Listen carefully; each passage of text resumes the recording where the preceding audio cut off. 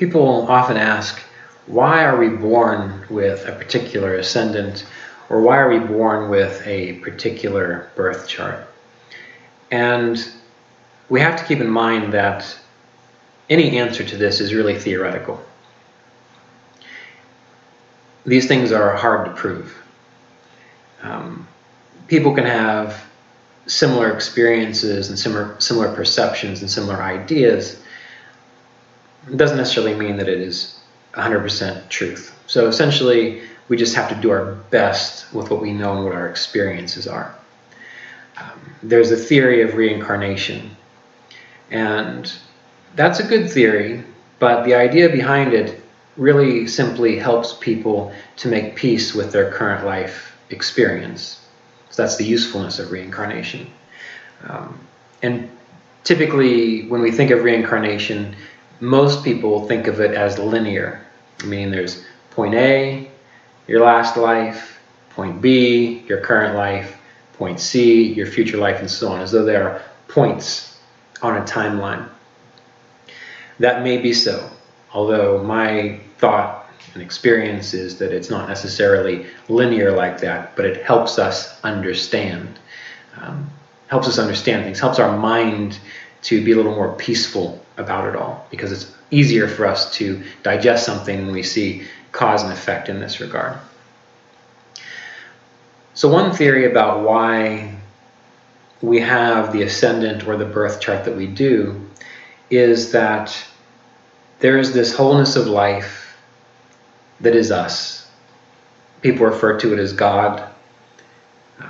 People refer to it with all kinds of names, divinity. But I like to think of it as life itself. And there is this idea that there is this wholeness of consciousness wanting to experience itself. And so through us, through our bodies, through this particular nervous system, through this particular collection of thoughts and memories, there is a viewpoint created which will then experience life in a certain way. And when we're only aware of that limited viewpoint, that small sense of self that we think we are, we can't really appreciate the immensity of life, the bigness of life, the intelligence of divinity, if there is an intelligent divine plan. And this is why meditation and yoga practice is so important. And one of the consistent themes in yoga and meditation is that we have the problems that we do because we are identified with a false, made-up sense of self, which comes down to our personality, our body, our nervous system. That's not to say that we don't exist. It's just that it is not who we really are. It's not who we ultimately are, because this did not exist before we were born, and more than likely, it's not going to exist after we die. Again, this body, this personality, who we think we are. But there's that animating spirit or essence or life force or being which our nervous system processes. And that is connected. It is not separate from everything else. So we have this birth chart, this series of experiences, so that this greater self, this bigger self, can experience life from a particular perspective. And it's easy to judge ourselves. It's easy for others to judge us. It's easy for us to judge others by saying, oh, they have this chart because they did bad things in the past. Or they have this chart because they did good things in the past. It's possible. Again, that's coming from a linear point of view. And that helps us to stay calm. It helps our mind to be like, okay, we can handle that, because it's easy to think in cause and effect. But maybe we all have these experiences, we all have the particular birth charts that we do, so that a story can play out through us. And sometimes those stories are extremely painful. And no amount of astrology is going to change that. Some of the chapters within that story, or those stories, are pleasant and lovely and joyous and peaceful. But if you've been alive long enough, you know that there is a rise and a fall to every experience. And it's when we're trapped in this idea that we can maintain one particular mode of being above all else in this body, in this personality, that we experience pain. Because, number one, tragic things occur. People are born, people are dying all the time. This happens everywhere. Sometimes we can ignore it for long periods of time because we happen to have our health for a bit, or we happen to have good people in our life to take care of us.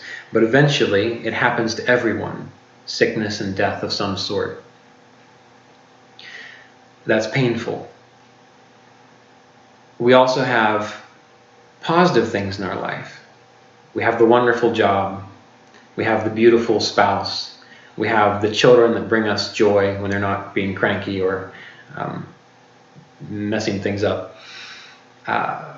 We have beautiful weekends or years at a time with people that we love. But those things come to an end as well. And this is all held within the birth chart, these ups and these downs. And so there is no birth chart that is going to have a perfect amount of consistently sustained positive experiences forever. Because anything that we can experience will eventually fade away. So back to the point of this idea of why do we have the birth chart that we do? It's because it is our role to experience certain things in this life through this body, mind, and personality as the infinite consciousness. And if we are defining ourselves by what the nervous system, what the body, what the mind, what the personality can experience, that's all we have, we are in for a world of hurt at some point in time, and probably at multiple points in time.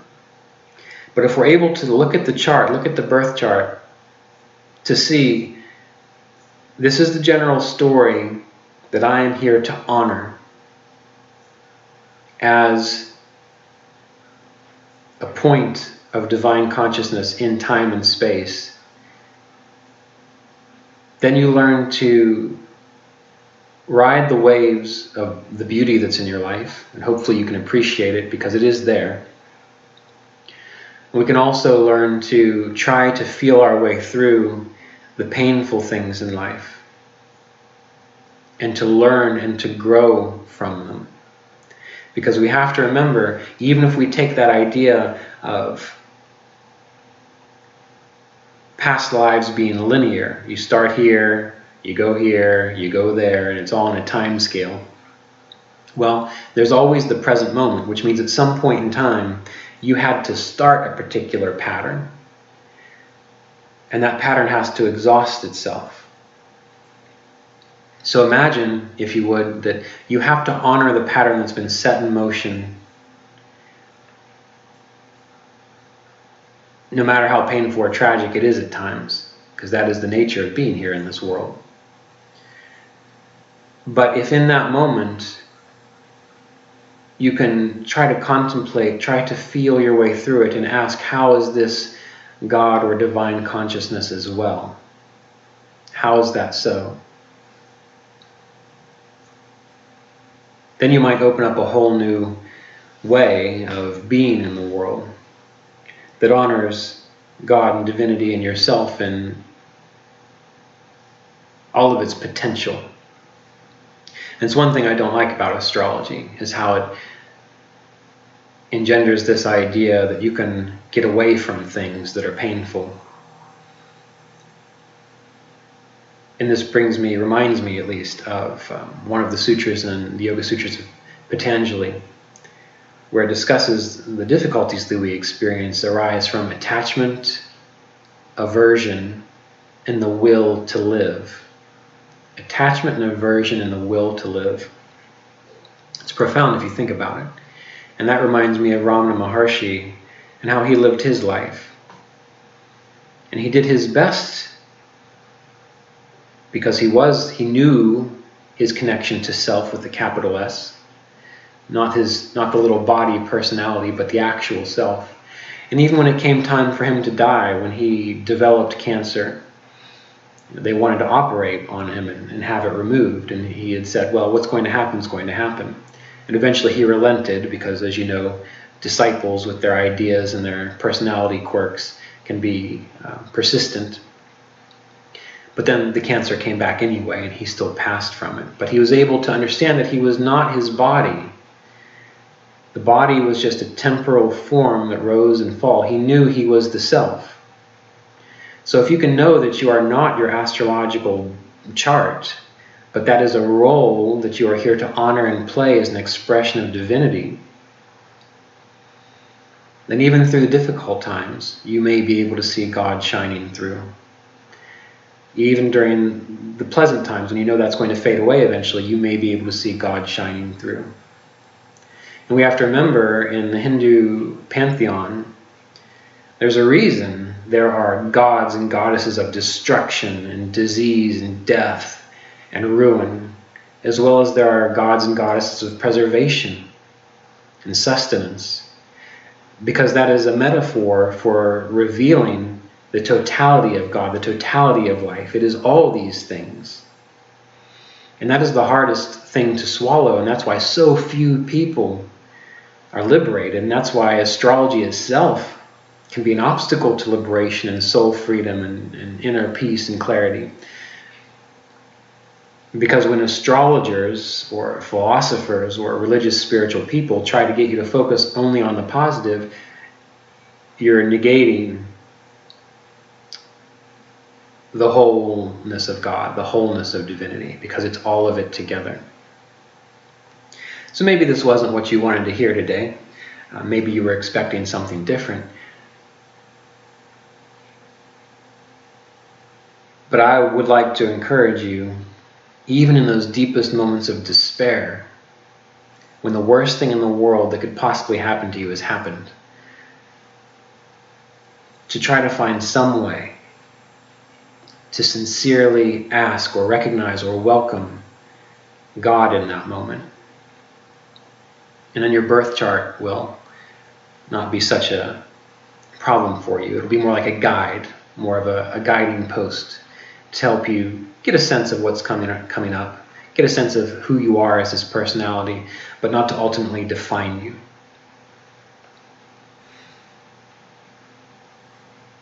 And this is not easy. But again, that's why so few people probably know and understand what it means to live a God-centered life. They may act like they do, but then when trauma arises, they throw up their hands and wonder why things are so difficult. So the birth chart simply is a map, a focal point to give you a sense of